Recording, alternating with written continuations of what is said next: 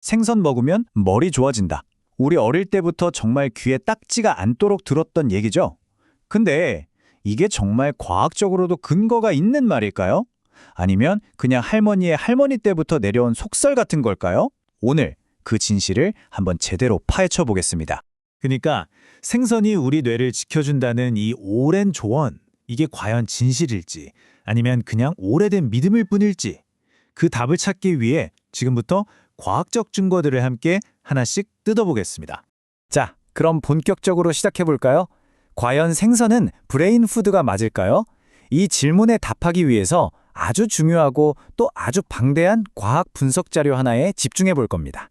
그게 뭐냐면요. 바로 체계적 문헌 고찰이라는 겁니다. 말이 조금 어렵죠? 쉽게 말해서 이 주제에 대한 수많은 개별 연구들을 싹 다 긁어 모아서 종합적으로 분석한 뭐랄까 이번 조사의 끝판왕 증거 자료라고 보시면 됩니다. 자, 그럼 이 어마어마한 분석이 과연 뭘 알아냈을까요? 핵심 증거들 지금부터 하나씩 살펴보겠습니다. 이 규모가 생각보다 상당합니다. 분석에 포함된 연구수가 무려 25개입니다. 네, 25개요. 이건 그냥 한두 편의 연구 결과가 아니라 굉장히 광범위하고 신뢰도 높은 근거를 바탕으로 하고 있다는 뜻이죠. 그런데 말이죠. 이 25개 연구를 다 모아봤더니 결론이 생선은 뇌에 좋습니다. 끝! 이렇게 간단하게 나오지가 않았어요. 결과가 서로 좀 엇갈리는 말 그대로 복잡한 그림이 나타난 거죠. 이건 우리에게 단순한 답 대신 더 깊은 탐구를 요구하고 있습니다. 과학계에서는 이런 상황을 두고 결과가 일치하지 않는다고 표현해요. 그러니까 어떤 연구에선 효과 있네? 했는데 다른 연구에선 잘 모르겠는데? 했다는 거죠. 하지만 여기서 멈출 순 없죠. 더 깊이 한번 파고 들어가 보겠습니다. 보통 이렇게 결과가 막 섞여 있을 때 과학자들은 그 안에서도 일관되게 나타나는 패턴이나 경향을 찾아내거든요. 자, 바로 그 부분에 지금부터 집중적으로 한번 찾아보겠습니다. 여러 뇌기능 중에서 특히 생선 섭취와 꾸준히 긍정적인 관련을 보인 분야들이 있었습니다. 그게 바로 정보 처리 속도, 그리고 계획하고 문제를 해결하는 실행 기능, 또 세상에 대한 지식을 기억하는 의미 기억, 마지막으로 전반적인 인지 능력이었습니다. 여기서 처리 속도라는 게 좀 와닿지 않을 수 있는데 제가 비유를 하나 들어볼게요. 우리 뇌를 컴퓨터라고 한번 생각해 보세요. 그럼 생선을 먹는 건 컴퓨터의 저장 공간, 그러니까 하드드라이브 용량을 늘려주는 게 아니라 인터넷 연결 속도를 확 높여주는 것과 더 가깝다는 겁니다. 그러니까 처리 속도라는 건 우리가 어떤 정보를 쫙 봤을 때 그걸 얼마나 빠르고 효율적으로 받아들이고 또 이해해서 반응하는가, 바로 그 능력을 말하는 겁니다. 일상생활에서 이게 엄청 중요하죠. 자, 그럼 가장 실용적인 질문이 남았죠. 그래서 얼마나 먹어야 되는데? 다행히도 이 데이터는 아주 실천 가능한 구체적인 섭취량을 딱 보여주고 있습니다. 핵심은 바로 이겁니다.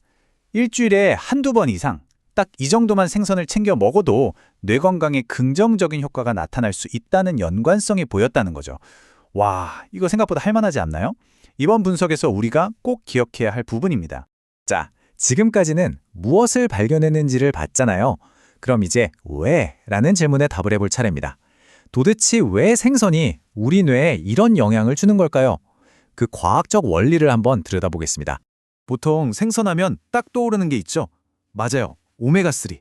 근데 그게 전부가 아니었습니다. 이걸 보면 정말 흥미로운데요. 생선 안에는 오메가3뿐만 아니라 비타민 D, 셀레늄, 요오드, 비타민 B군까지.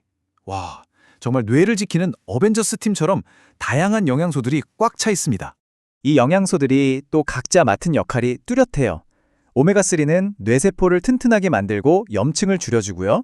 비타민 D는 신경세포를 지키는 보디가드 역할을 합니다.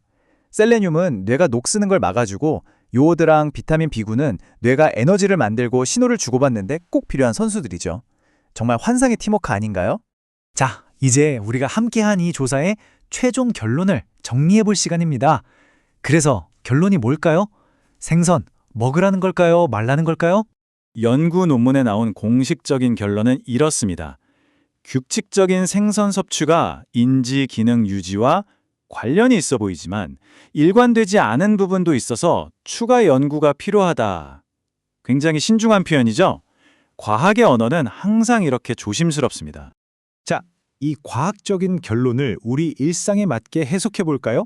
한마디로 생선이 뇌의 모든 문제를 해결해주는 마법의 약은 아니라는 겁니다. 하지만 뇌 건강이라는 아주 긴 마라톤에서 생선 섭취는 분명히 가치 있는 전략 중 하나라는 거죠.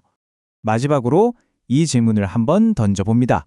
우리의 식단이 단순히 배를 채우는 행위가 아니라 30년, 40년 후에 내 뇌 건강을 위한 장기 투자라고 생각한다면 여러분의 오늘 저녁 식탁에는 무엇이 올라가야 할까요?